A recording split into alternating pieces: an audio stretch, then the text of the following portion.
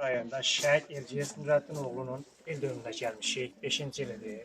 Özümüzə bir boş bilib ata-ananın yanına gəldik. Bu gün Elgizin timsalında bütün şəhidlərimiz Allah rəhmət etsin deyək, şad olsun. Ataya səbr diləyirik. Allah sizlərə dəyməsin. Elgizin timsalında biz bu gün cəm olmuşuq. Bütün şəhidlərimizin ata-analarla birlikdə oluruq, hər zaman bir yerdə oluruq. Bugünkü günümüz bizə bu Elgizin timsalında qüruru gətirir ki, belə ata-ananı tanımışıq.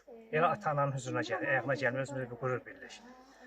Bugün özümə bir boş bildim gəlməyimə. Bugün bu məclisdə, bu qardaşımızın qəbir ziyarətini etməyə bir fəxrlə gəldik. Allah sizə səbr versin Allah. Allah sizə səbr versin. Allah balanıza rəhmət etsin, şad olsun. Allah köməyiniz olsun. Sizin için. Yerin cənnətində.